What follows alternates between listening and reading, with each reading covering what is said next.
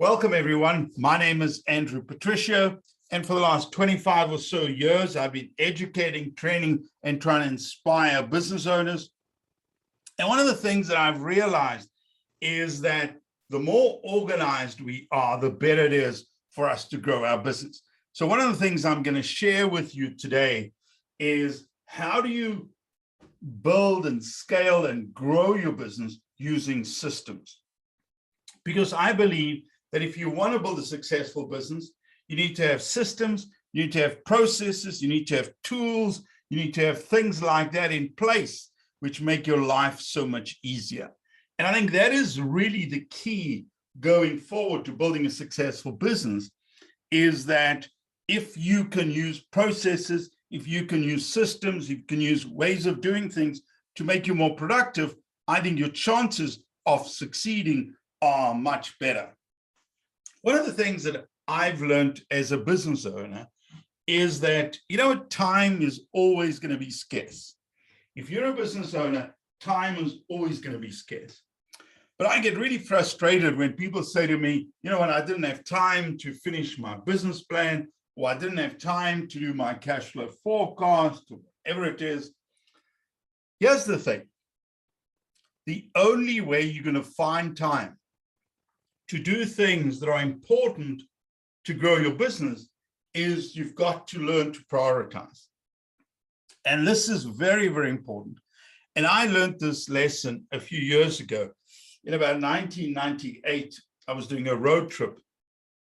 And at the time, I was listening probably to a CD, maybe a tape, I can't remember. And it was by a guy called Zig Ziglar. And some of you might know his name, wonderful name. And I was listening to this, and he was saying that if you read 10 minutes a day, just 10 minutes a day, you will read more than 80% or 90%, I can't remember the percentage, but it was very high, of the North American population. And I thought that's really, really interesting. Just 10%, 10 minutes a day, and you'll read more than most people. So I thought about this, and I thought, well, let me try and do it. Because like the typical business owner, I was too busy to read. And then I started prioritizing, reading every single day. And it's interesting because for the last, 23, 24 years since that time, 23 years, every single day of my life I've read. And it's wonderful because I've learned so many things by reading. And I say to people that every single day I read.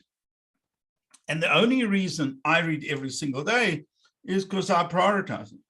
Otherwise, I'm like the typical business owner. I'm busy. I've got things to do. The next thing that I think is the key, and one of the keys to building a successful business, is to plan your day. And today I'm going to show you a very, very simple system that I use and many other business owners use.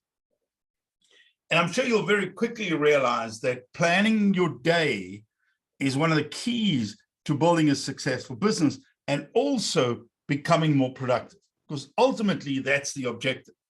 Doing these things for the sake of doing them is an absolute waste of time. So this is what I recommend you do, is on a daily basis, I want you, or I encourage you, to prioritize your daily tasks. So you start off the day by writing things down. And I don't care what system you use. You can use a notebook like this at the bottom here. You can use a Google Calendar that's got Google Tasks, or you can use what I've been using lately. Interestingly enough, there used to be a to-do list called Wonderlist. I don't know if anybody used it, but I really liked it. And then they closed down. And then recently I noticed that Microsoft has created a to-do list just like a Wonderlist. And I'm not a fan of Microsoft products, but I really like this to-do list. So this has become my to-do list, or the software that I'm using. And the other thing I do is I write down. So every morning when I get to my desk, I write down exactly what needs to be done for that day. So I've got a bunch of things that I need to do today. Most of them have been done already. And that's the way I start my day. And I encourage you to do that on a daily basis. I know it sounds really simple. It does, and you've heard this before, and maybe you've read it in books, or maybe you've been to this webinar before, and I've spoken about the importance of writing things down, but it really, really is the key to building a successful business. So write down things that must be done today, should be done today, and would be nice to do today. And I believe that this is one of the keys to building a successful business, because it's going to make you more productive. And you've got to understand this. That is one of the goals. One of the goals, or one of the objectives here, is to be more productive. The other thing you can do is maybe create something like this. Actually, this I created for a client of mine quite a long time ago. It wasn't exactly this version of it, but a similar type of thing where we departmentalized all her tasks for the day. So maybe you could create something like this. Actually, it's a good idea.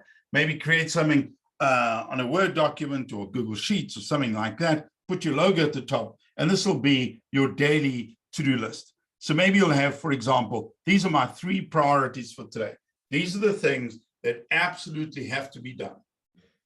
Then you could write down things for the different departments in your business. Maybe your sales, maybe your marketing, maybe administration, employees, planning, whatever it is, create your own headings. But I think this is a really, really smart way to manage your day. And I think if you do this, there's no doubt in my mind that you're going to become more productive. And the second thing I encourage you to do is, once you've decided on the system, is then make sure that every single one of your employees do exactly the same thing, because that's the key. Creating, you doing something and doing it really well is good, but teaching your employees to become more productive, I think, is even better. And this is why I think this is a great way of starting off and being more productive. And maybe this is one of your goals for 2022, is to become more organized, to really become more organized, start planning your day, and start organizing your life.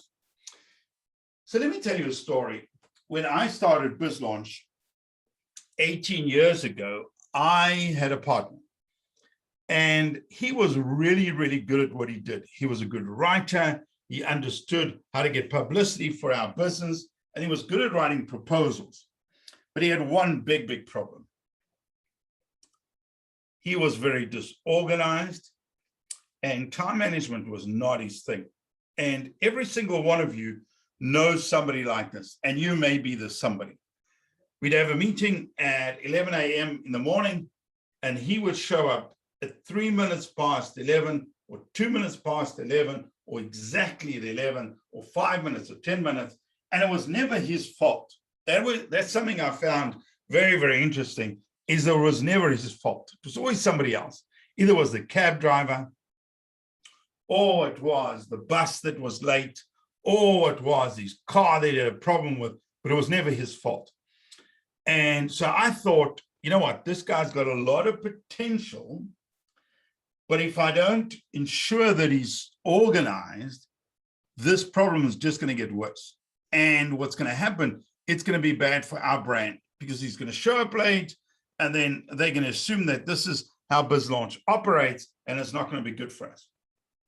Anyway, so then I went to him and I said to him, listen, what we're going to do is every Sunday night, I'm going to give you my weekly to-do list, and then I want you to do exactly the same thing. And I said, what we're going to do is we're going to use the same template. And I said, it's going to be my template. And he said to me, no, don't worry about that. I have my own system. And I said to him, that's just not how it works. I said, if we want to scale and grow BizLaunch, what we need to do is we both need to use the same system, and then we need to teach our employees how to use our system. Otherwise, what happens, and this happens very, very often in small business, is one person in the company is working with Microsoft Documents, somebody else is working with Google Documents, and then you got this chaos in your business. And that's not what you want. So then we started with the system. So every night, every Sunday night, I used to watch Sopranos. That was his favorite show. I remember he was obsessed with Sopranos. Anyway, so on Sunday night, after he watched his show, Sopranos show, he had to create a weekly list and send it to me. And you can decide whatever you want. I mean, you can do it on Sunday night, you can do it on Friday afternoon, you can do it on Monday morning, whatever it is. But I want you to get into habits. And I want you to create good habits. I find as a business owner, if I create good habits for myself, I don't have to remember things. So one of my objectives is always to create good habits. And one of the good habits that I created that's worked really, really well for me, and actually it happened because of, I was naturally quite organized before that already, but because of the scenario, the situation, it forced me to come up with a process. And even I've used it for the last 18 or so years. But here's the idea. The idea is to develop a weekly plan. And most importantly, and this is really a key, is to set aside time to do things that will help you grow your business. I think that's the key, is you want to set aside time to do things to help you grow your business. So for example, as a business owner, I need to do marketing, I need to do sales, I need to make sure that I update my CRM, there's a bunch of things that I need to do. So the only way I'm going to grow this business is by allocating time to do these things. Otherwise, what happens is we say things like, you know what, as soon as I have time, I'm going to work on that part of the business. And then you don't find time, and then you have absolute chaos. The other thing I encourage you to do is to ensure that all of your employees develop weekly to-do lists. And we've used this in BizLaunch for many years now, where every one of our employees know that every Monday morning by 9:30 in the morning, you need to make sure that I've got your weekly to-do list. So I know what you're going to work on, what blog posts you're going to write, what content you're going to produce, all of that type of stuff, which is really useful because then if I see that you've got a very busy week, I don't want to be bugging you. I don't want to be bugging you about trivial things. So it really helps me. The other thing that really helps me as a business owner is I do not like micromanaging people. I employ people to do a good job. So I give them a task and I want them to do it. But the advantage of them creating a to-do list, I can randomly go into their list and see what they were supposed to do on whatever day it was and see if that's done. If it's not, I can go to the employee and say, but you said you were going to write a blog post on Thursday. And then what happens is the system that they created, the weekly list that they created, acts as a management tool because they're not sure when I'm going to go through it and follow up and see that they've done their work. So it's a really good idea to implement this. Actually, I go as far as when I interview people, I already tell them in advance. I say to them at the interview, you know, firstly, I want to ask them that they organize. And secondly, I want them to know that this is the way we run our business. So this is going to be expected of you, is that every Monday morning, you're going to send me this list. And what it's going to do, it's going to make you more organized. It's going to give you structure and it's going to make you more productive. So they know before they even start that that's one of the conditions of employment. The other thing that I've learned about many business owners, including myself, is that sometimes we get distracted by shiny objects. So I'm working on a project here, and then something else pops up, and then I'm focusing on that, and then something else pops up, and then I'll focus on that. And I've realized that a lot of us think we're very, very good at multitasking, but actually we're not. So one of the lessons I've learned is that our batch of time, for example, I'm currently developing a program, a really interesting program for a client in Portugal on financial literacy. So what I did is this week, I blocked off time each day to work on this new presentation. And the important thing is by Friday, it'll all be done. So it'll all be done 4 weeks in advance of my presentation so that I can go back and edit it. But the reason I think it'll be done is because I've batched time or I've allocated time specifically to work on this. Another thing I do, for example, is choose a specific day to do admin, usually Friday afternoons. That's when I focus on bookkeeping and making sure that invoices are up to date, that receivables have been received, the payables have been paid, and things like that. So I find that when I batch things together, I find I'm far more productive. But multitasking doesn't work for me. And I think for a lot of us, it doesn't work. And just be very, very careful of assuming, you know what, I'm a really good multitasker and I can do a lot of things at once. What you then want to do is on a weekly basis is find, have a meeting with your employees and then discuss what you said you were going to do. Now, some of you on this webinar, I know, are one-person businesses. And maybe a lot of you on this webinar are actually one-person businesses. So if you create a weekly list, who are you going to meet with once a week? Here's a good idea for you, is find yourself an accountability partner. What does that mean? Somebody that you share your weekly list with every week, they share their list with you, and then you become accountable to each other. So maybe you can have a meeting on Monday morning, either with your employees or with this person, this accountability person, and then discuss what went well last week so that you can start off. And I always like starting off on a positive note, what went really well last week? How did things go? So that's where you'll start off with. The second thing you want to discuss is what didn't go well last week. And then the idea here is to try and identify challenges that your employees are having or you having as a manager and addressing them immediately. The next thing you want to try and identify is where are you stuck? And I don't know if you've ever been in this situation, but I know I have. Every now and then, it's usually about trivial things. It's a decision we need to make in the business, in the direction we're going, or in the insurance we're going to buy, or whatever it is, and then I'm stuck and I don't know what decision to make. What I've realized over time is, and maybe you've heard the saying, a problem shared is a problem halved. And I think this works brilliantly in business. I know I do this on a regular basis. I hang around with a bunch of really inspired, motivated people, and we discuss what's going through our heads. Ideas we have, things we say we want to do and stuff like that. And I find that to be very, very useful for me. I find that a lot of the challenges I'm going through as a business owner, I solve by saying it out loud.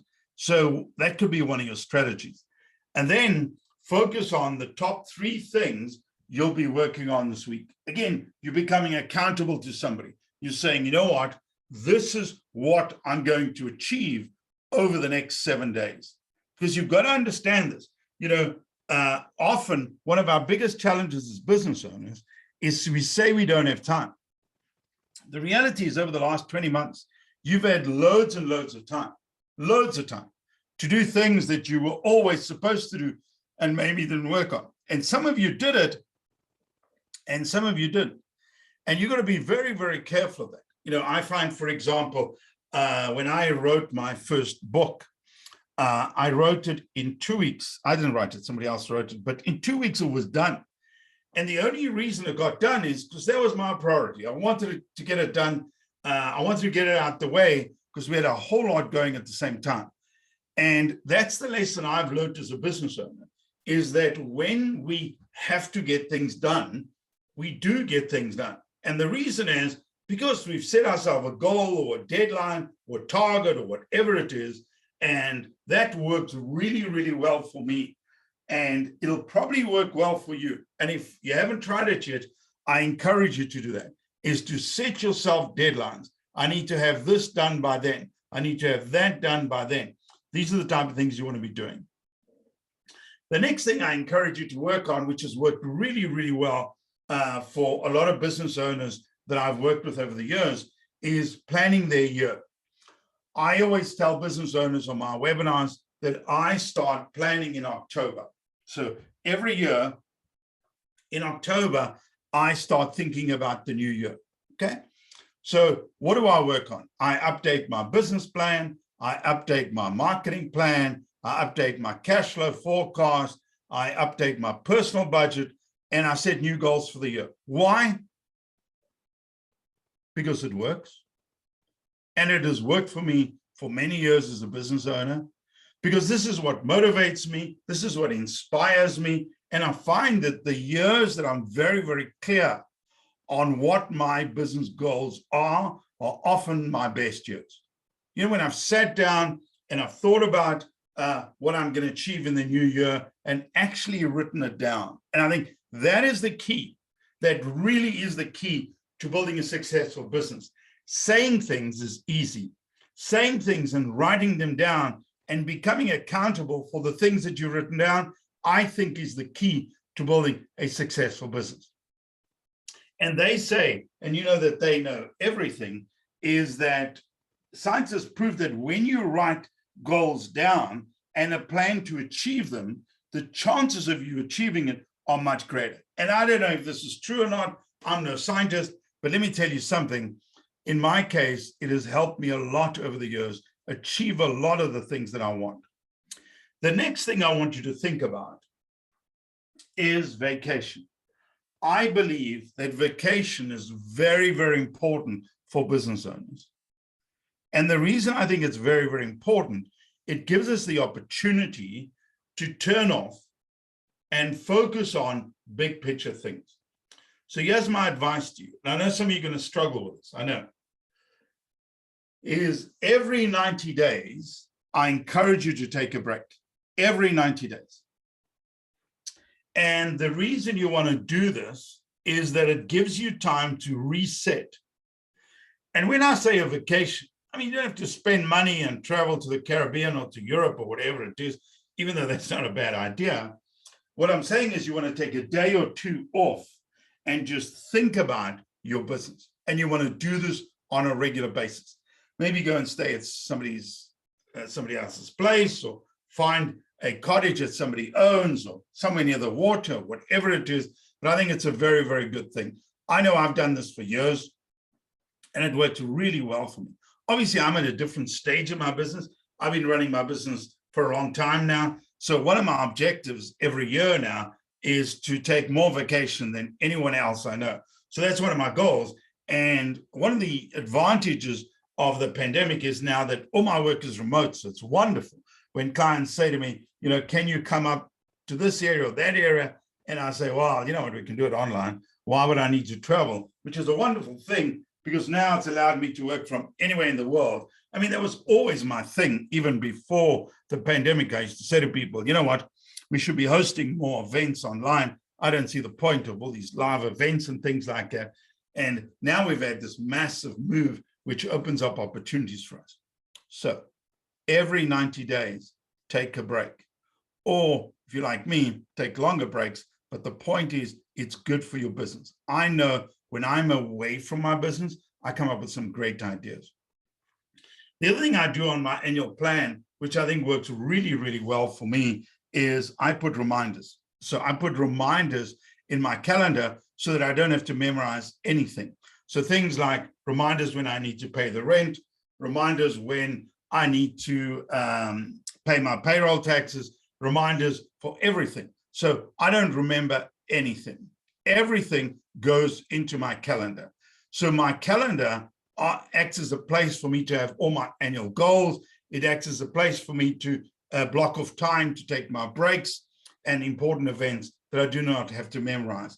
And it's really important in a business like mine because, for example, I've been booked for events in November next year already. And as a business owner, if I don't show up, I'm basically screwed. It's really quite simple in my business. You don't show up, you don't get more business. So what we do, what I do is, this is an example of what my calendar looks like. It's organized in different colors, and I put everything in there. People's birthdays, holidays, when I'm going to pay people, all that type of stuff. And if I'm going to meet with somebody, what I'll do is I'll put into my calendar and I will send out an invite. I'll give you a very good example. Even with my son, some of you maybe have been to my son Marco's webinars that he runs for us, usually on online digital marketing. Even with him, I mean, on a weekly basis, I will send him a Google invite and I'll say, let's have a chat. He's now in Europe and we'll have a chat. And I put in his calendar and it's in my calendar, and it ensures that we do it on a regular basis. And it's little things like that that I think make you more efficient. Obviously, as a parent, we discuss random things in between, but once a week, we discuss business. It's in his calendar. I send him an invite. He knows that once a week, we're gonna discuss business. The other thing we've got to learn to manage, otherwise it can become overwhelming, is our email. Every single one of you on this webinar knows somebody that has 2,742 emails in the email box. There's somebody, maybe you. What you've got to understand is that that's not a good way to run a business. Actually, not a good way to run your life. Because what happens is the more emails you have in your email box, the more overwhelming it becomes. And also what happens is you forget things. You forget, you'll say, I'll look at that a little bit later on, or whatever it is. And you forget things, and you don't want to become unreliable. And that's one of the biggest challenges, I think, is that if we're not organized, we become unreliable. And once you become unreliable, it's a problem, because I will second guess my decision of whether I must work with you or not if I'm not sure if you're going to show up on time. So one of the things that I find very effective, and a lot of business owners find very effective, is to respond to emails at a dedicated time every single day. So for example, this morning, I wake up at the same time every single day, which I think is a really good habit. I go to sleep at the same time every night and wake up every morning at the same time. And people say, why do you do it? And I say, because it works and I get some good rest. Otherwise, what happens sometimes as business owners, and we've got to be very careful of this, is we don't have a regular sleep time. And so sometimes we're going to bed at 10, sometimes at 11, sometimes at 2 in the morning. And I don't think it's we that productive when we are exhausted. Well, I'm not very productive when I'm exhausted. So I'll wake up in the morning. I have a habit of reading every morning. So I'll read the whole internet. I will then go for my walk. And this morning I do a 10K walk on Tuesday mornings, went for a walk, came back, sat in front of my computer, responded to all my emails. And why do I do that? Because it works. Because I now allocated specific time to respond to email. So even when I'm walking on my morning walk, I have a Google Watch that tells me when messages come through and things like that, and I just ignore it. I'm on my walk. I don't look at my phone, none of those things. And even if I do look at my phone, because sometimes I'm at a traffic light, look at my phone and I see that there's a couple of emails, I only respond to them once I'm sitting down at my desk. So I think that's a really good strategy, is to allocate a specific amount of time to respond to your emails. And then the other habit I have, which I think works really well for me, is I address issues immediately. I do not leave them. I do not say to myself, you know what, I'll work on this later on, or I'll work on this tomorrow, whatever it is. I address issues immediately. And that works really well for me. Not sure if it's going to work that well for you, but for me, that works really, really well, because I like to get things out of the way. I don't like to leave things hanging, because it really frustrates me. The other thing that I do, and I'm sure I learned this either by reading a book or reading on the internet or something, is I organize my inbox with labels, folders, and categories. So I have a color-coded inbox. And here's the thing I want you to understand, which is really key, is that sometimes when I host this webinar, I make it sound like, you know what, I'm the most organized person in the world. And that's not true. I am very organized, but probably not the most organized person in the world. But I like being organized. I like to be able to find my stuff. I like to be able to know what's going on. And I like to be able to sleep well at night, thinking that project has been worked on. The other thing that I recommend you do, because I have this habit, I'll see a newsletter, I'll sign up for it, and then I'll get bored. So what I do is I unsubscribe from unwanted promotional emails. I unsubscribe from a few emails this morning. Why? Because I haven't been reading it. Later on, if I change my mind and decide, you know what, I want to start reading those promotional emails again, then I can do it. So here's a very good example of what my email inbox will look like. I'll have different labels for reports. On the left-hand side here, typically, I have sections for different clients and things like that. But here's the other thing I do that works really well for me and can work for you too, probably, is I will never have more than 50 emails in my email box. So not only do I like to empty my email box as much as possible, I do not allow the number to go higher than 50. For example, when I get invoices, which is a very common thing nowadays, I will label them. I will label them a payable. So that means I need to still pay it. And then I make payment, and then I'll move it into invoices paid. But if I've got too many in my email box, I want to address those and get them out of the way. Because every now and then I'll leave things. Like, for example, this morning I reserved a car hire, and that email's in my email box. It doesn't have to be in there. I can move it because I got a folder called flights and hotels. I can move it into there because that's usually my travel folder, but I've left it in my email box. But if my email box starts filling up too much, then I'll move it into flights and hotels and move it out of the way.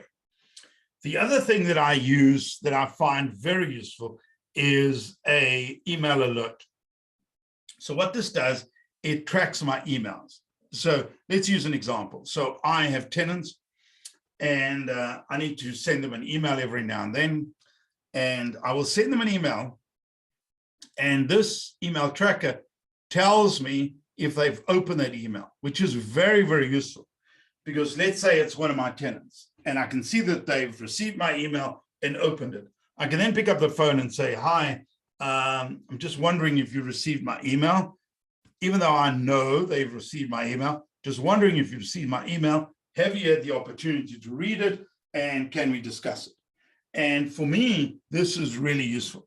And knowing, and maybe I'm a bit paranoid, but knowing that somebody's received my email and at least opened it is comforting for me, because then, you know, there's always this scenario, and there's always going to be it, where people don't respond to email, and you assume they're ignoring you. Typical small business mindset.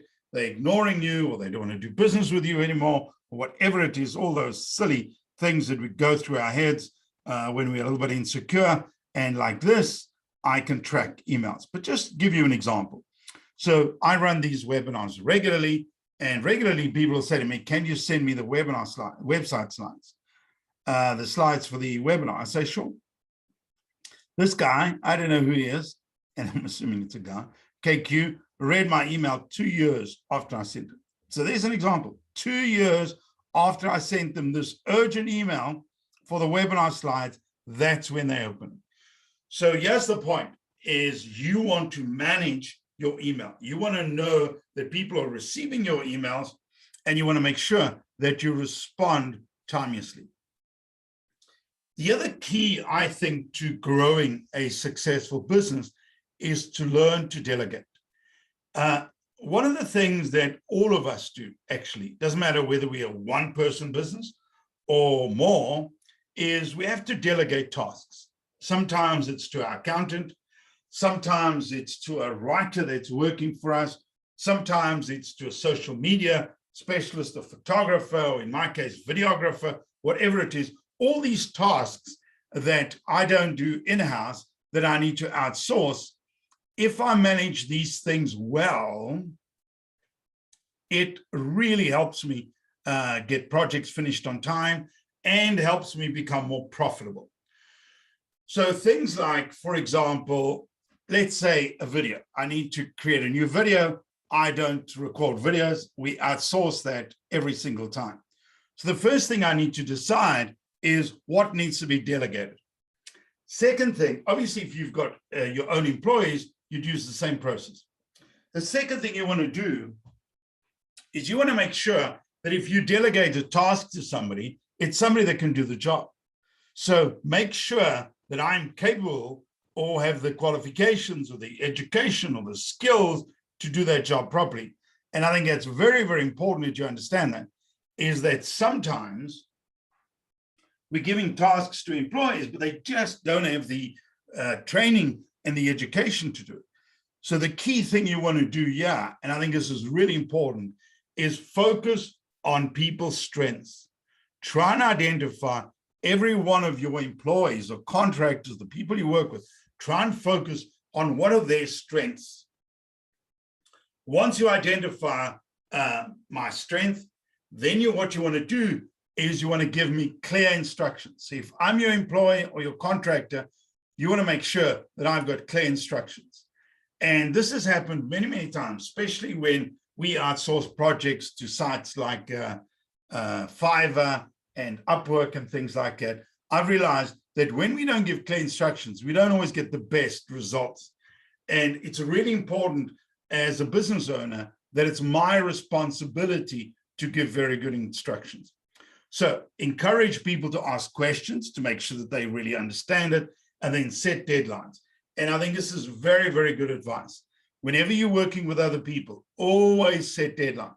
Say to them, for example, can you have this done on Tuesday at 10 or Thursday at 2 p.m. or whatever it is. Never say things like, can you have this done before the end of the month? I don't think that's specific enough. Once you give people clear deadlines, they know exactly what the expectations are. Once they've done the project, what you want to do is you want to follow up and tell them what they did really well and what they could improve on. The next thing you want to do is save time on meetings. I think meetings are an absolute waste of time. I really do. So one of the things that I try and do is not waste time on meetings. I'll give you a very good example. Every now and then, I work with a bunch of cities that send clients to me when they're stuck and they don't know how to deal with it. Somebody will contact me and say to me, can I ask you a few questions? And usually what that means is they want to set up a time to do a Zoom call or a phone call or whatever it is. And usually that'll take half an hour, 45 minutes, maybe even an hour of my time that I'm giving away. And one of the things that I've learned to do over the years is say to them, you know what, why don't you just write down what you'd like to discuss on this phone call or Zoom call or whatever it is, send it to me, and then I'll set a time. And I promise you that works brilliantly, because most times, if somebody's organized, they'll send me exactly what they want to discuss. But disorganized people never get back to me, which is wonderful. I don't want to spend my time advising disorganized people. So the same thing is when it comes to meetings. If you're going to have a meeting with your staff, with customers, with anybody, I recommend you create a little agenda. That doesn't mean you have to share the agenda, for example, with a client, but I encourage you to create an agenda so that before the meeting starts, you know exactly what's going to be discussed. If it's a staff meeting, you want to make sure that everyone gets the agenda before the time, so they know exactly what's going to be discussed. Once I arrive at this staff meeting, I need to be prepared, because there's nothing worse. And I've seen this many times over the years, where people waste time because they're disorganized, they don't have the stuff that's required for the meeting, and they waste everybody's time. And then start and end meetings on time. This is a very, very important rule that you should never break. Because if your employees realize that they can show up 10 minutes or 20 minutes late, whatever it is, they're going to do it. I find this really interesting, especially when I go to Portugal. It's almost expected that the person's going to show up late. So when you go to a meeting, let's say they say, well, let's meet at 3. What they mean is between 3 and 3:30 that the people will show up, which always fascinates me. Even when you go to people's offices, you know, I'll have a meeting. I've traveled all the way across the ocean. I'll have a meeting with somebody and they'll be 15 or 20 minutes late, and they justify. So just be very careful of that, because I don't think it's a productive use of time. So again, obviously, if you're traveling internationally, sometimes the local habits or cultures or routines, whatever it is, are what they are, and you need to just adapt to them and they'll work. Here's an example of a template you can use for meetings. Just really simple, just write things down. And remember what I said earlier on, even when you're doing sales calls with clients, I recommend you write a few things in advance. So whenever I'm going to meet with my accountant or with an insurance person or a banker or whatever it is, I always plan the meeting in advance for myself so that I don't forget things. So I write everything down, which I think is a really smart strategy as for a business. The other thing you want to do is you want to manage your social media. I mean, social media can be really good, or it can be an absolute waste of your time. If you're disorganized, it's really a time suck, you know, because all of us by now know that things like Instagram or Facebook or TikTok or whatever it is, Instagram Reels, are created to be addictive. I mean, they don't apologize for that. They have been created to be addictive. So as a business owner, if you're not 100% focused and you get distracted, you're going to spend a lot of time on social media that you shouldn't be doing. So one of the habits that I've learned over the years is to allocate time. I'll say, okay, I want to go and check what's happening on LinkedIn, or I want to check what's happening on Instagram, or whatever it is. I'm going to spend a half an hour, 45 minutes, whatever it is. And I think that's fine. As long as you're disciplined, I think it's fine. The other thing that I've created is I've created a little dashboard just on a Word document. So I have all the links for our social media on there. So when I'm going to run webinars, I'll just share it automatically to that. I mean, there's other tools you can use. We use Hootsuite, for example, to post on social. But again, the key here is to come up with a system that works for you. The thing that's key nowadays is responding to customers' comments and requests, especially those of you that have e-commerce stores. I think this is very, very important. The other thing you can do is to schedule posts in advance. But again, the idea here is to get organized, to create a bit of structure, and very, very importantly, is to measure your return on investment. If you are getting good returns from social media, you can justify it. But if you're not getting good returns, it's an absolute waste of time. Another one of my favorite tools that I use is a thing called Flipboard. And I don't know if anybody else uses it, but it works really, really well for me. So I've created my own magazine on Flipboard, and every morning I wake up and I read about topics that are of interest to me. So I'm interested in investments, I'm interested in small business, I'm interested in entrepreneurship, whatever it is. So every morning I wake up, it's got this curated magazine for me, which I go through, and very, very often I will share content directly from Flipboard to maybe a client, to friends, to social media. These are the type of things that I do. And I find this app really useful. It's free. I really like it. I would probably even pay for it. It works so well for me. So there's an example of something you can use just to be more organized. You can also create yourself a social media plan if you want through using a template. All right, so for the next 10 minutes, I'm going to discuss one of the most important parts of my business, or something that changed my business totally. So in 1999, I was traveling across the country and walked into this bookstore, and I buy books wherever I go, anywhere in the world, just so you know. As long as they're in English, I buy them, even in other languages sometimes. Anyway, so I was at this bookstore, and there was a person in front of me, and they said to their, I don't know who this other person was with them, they said, "That's the book. They say it's very, very good." Anyway, so I bought this book. It's called The E-Myth Revisited. It is the top-selling small business book of all time. It's a great book. A lot of business owners that I know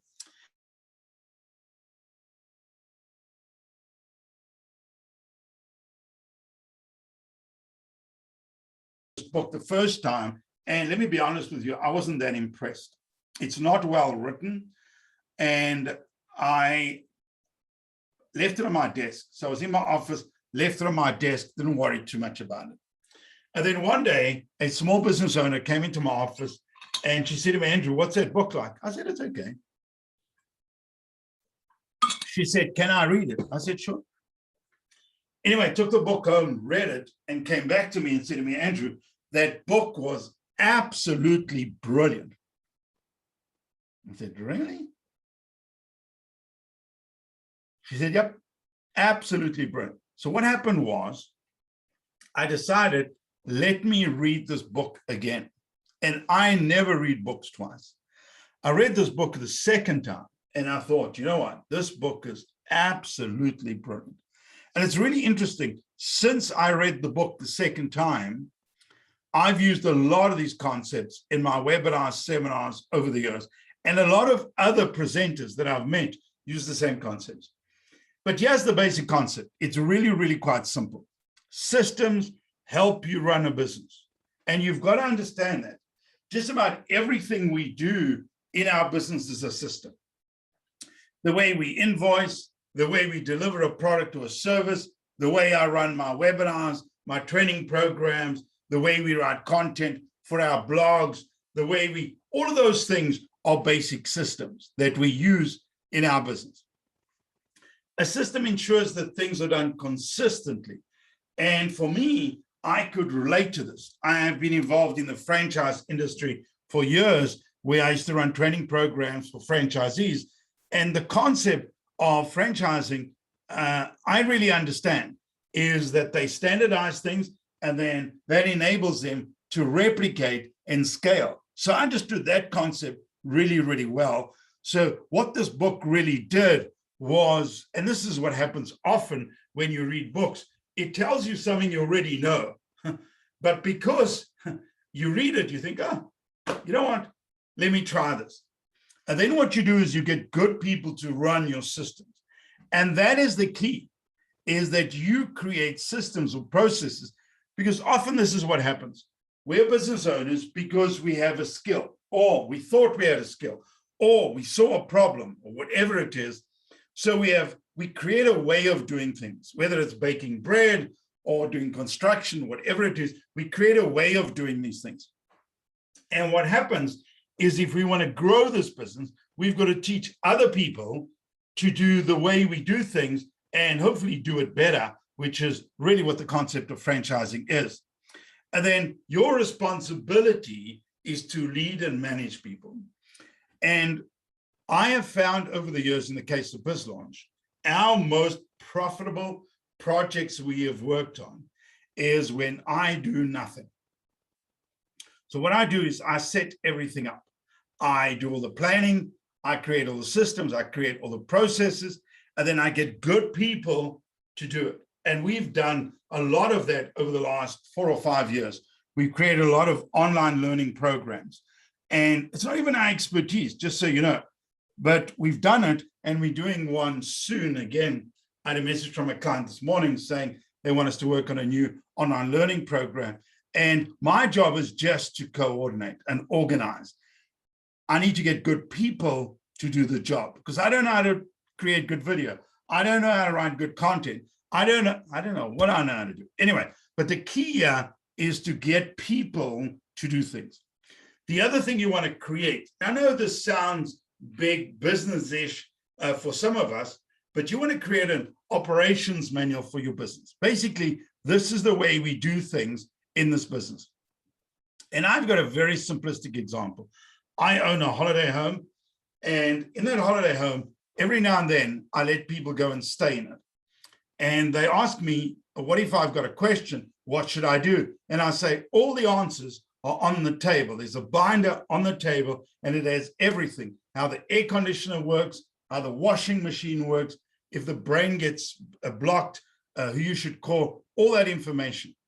And that's exactly the system I use in my business. Is I think of what are the things that can go wrong, or what are the things that I know that other people may not know. If I write those things down, they can be replicated. And that is the way I think. And one of the best ways for me to do that, to ensure there's consistency, is to create checklists. So here's a very good example. Any one of you can use this. You can use this for your home. You can use this for your office. If any of you ever try and if you want to Airbnb a place or anything like that, creating a list like this ensures that you have consistency, that the beds get made the same way, that the garbage gets removed, that all of those things. And this list is from our business. Before we moved BizLaunch to operate remotely 100%, we used to have an office with 2 floors and tables and things like that. We used to have humans that used to work there and things like that. And this ensured that the quality, that the cleanliness, the standards were the same all the time. Or here's another example. I was a retailer for years. And one of the things that we used to do is we used to employ high school kids. And one of the problems is that they know nothing about merchandising. So we used to create a checklist so that we'd make sure that they learn this before they started working, and then they'd know how to do things properly. For example, you need to stock the shelves, clean the shelves, collect inventory, all those things that if you've been in retail are common sense. I mean, I was a retailer for 11 years. All of these things on this list are common sense for me.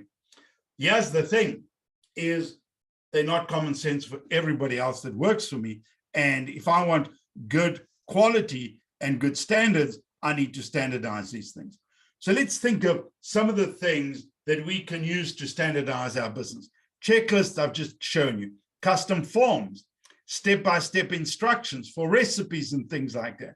A filing system, which in my business is very, very important. If any of you came to my office now, you would see that I have a filing system. So any one of you could find where the checks are, my invoices are, things like that. Without me even telling you, you'd be able to find it. Software that automates processes. For example, if you've got an e-commerce store, you can automate emails, you can do a whole lot of things.